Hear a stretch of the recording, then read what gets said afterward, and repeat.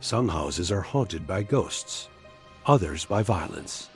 In 1912, in a quiet Iowa town, an entire family was slaughtered while they slept. No one was ever caught. Today, people still sleep there, and some don't wake up the same. This is the chilling true story of the Villisca Axe Murder House. On June 10, 1912, in the small town of Villisca, Iowa, Josiah Moore fed the chickens and headed inside to wake his wife, Sarah, so they could start the day. Their oldest daughter, Herman, helped out downstairs. Their 3 other kids were still sleeping. 7-year-old bodybuilder Earl, 5-year-old little lady Mary, and baby boy Logan. Josiah tended to the farm animals, unaware that this would be the last day he'd see his children alive. Around 11 a.m., 2 young cousins came over, 14-year-old Lena Strauss and 13-year-old Catherine. They stayed the night before, and after helping out, they went to bed in the shared room down the hall with Mary. For the Moores, mornings were slow. Josiah didn't work until noon. So first, he took care of his pigs and played with Mary in the yard. Around 12:30 p.m., he went inside and joined Sarah and Lena for lunch. After everyone ate, Josiah told the girls it was time for bed. He walked them down the hall to the shared room, kissed them goodnight, and closed the door. Then he returned downstairs and worked on his tools. He didn't notice the axe fall. Josiah worked until 2 p.m., at which point he took a break and went outside. There was a horse race in town, and he invited Sarah and Lena to go with him. She declined and asked him to take the girls instead.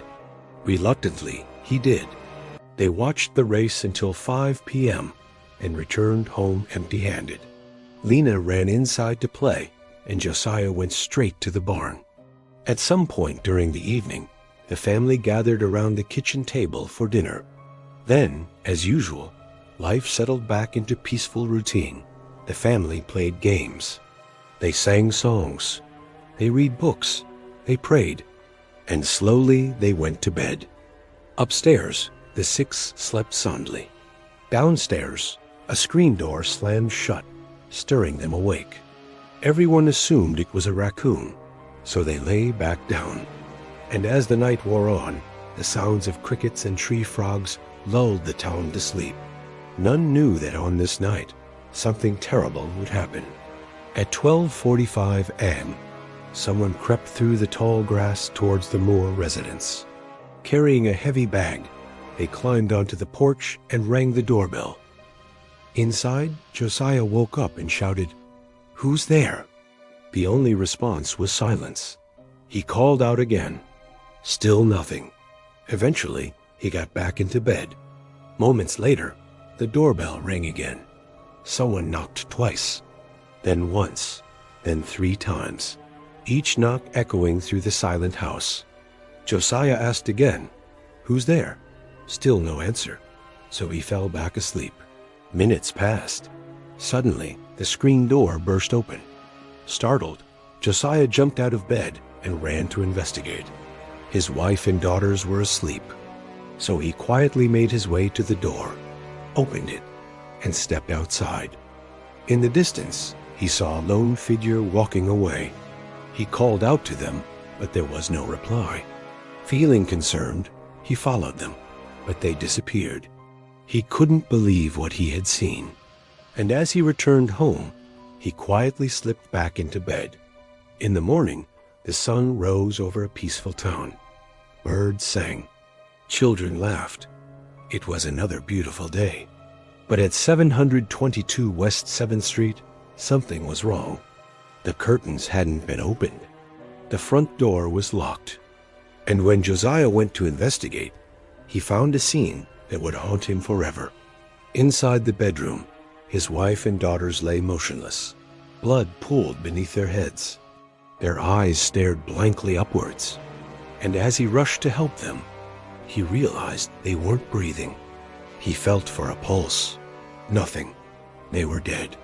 Terrified, he ran to the children's bedrooms, but it was the same story. They were all gone. Josiah screamed and collapsed onto his knees. Soon, news spread throughout the town, and people gathered outside the house. They stood in shock as police entered the home and began investigating. What had happened here? Why were the bodies unclothed? How had they died? What had happened to Josiah? Where was he? Police searched everywhere, but they found no sign of a struggle, no signs of forced entry, no indication of who would have done such a thing. And when they interviewed Josiah, he explained that he heard nothing in the middle of the night. He found the bodies and then called the police. As days turned into weeks, the mystery deepened. Theories circulated. Rumors spread. But despite dozens of tips, leads, and persons of interest, no one was ever caught. And today, we don't know what happened either. Martha Lynn purchased the house in 1994. She and her husband spent years restoring it, bringing it back to how it looked in 1912.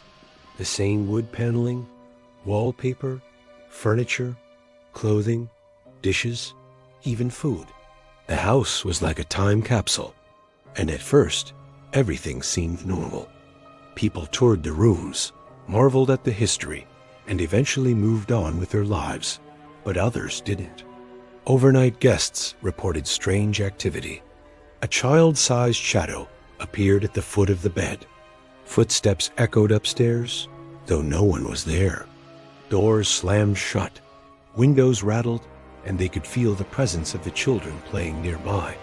Then there was the man. They called him the Axe Man. Some saw him sitting on the stairs or walking through the hallway. Others felt his cold breath on their necks as he approached. Still others witnessed the moment he swung his axe. But when they turned to look, there was nothing there. Those who spent the night claimed the air grew colder. Whispers filled their dreams. They felt themselves being watched.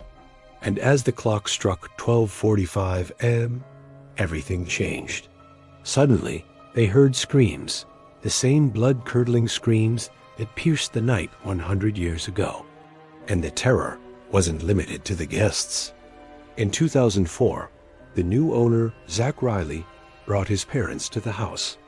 As they explored the property, his father stopped. Pointing to the basement, he told Zach to get out. Shaking with fear, Zach obliged. According to him, his dad explained that whatever resided in the basement didn't want anyone down there. And when Zach questioned what he meant, his father responded, "I think it's best you don't know." Then in 2014, everything changed. Robert Lowerson Jr. planned a trip to the house with his paranormal investigation team. Excited, he stayed late, hoping to capture evidence of a haunting. But as the night wore on, he became frustrated. Nothing was happening, so he decided to investigate the basement alone. That's when the voice started. "Get out," it said. Then it repeated itself. "Get out now." Startled, he tried to leave, but the door wouldn't budge. Fearing he was trapped, he panicked and pulled out the knife he used for protection. In a moment of crisis, he plunged the knife into his own chest. His friends found him bleeding and rushed him to the hospital where he survived. But to this day, he's never explained why he attacked himself. Had he heard the voice? Was he afraid of what lurked in the basement? We don't know. And that's why the house is still a mystery.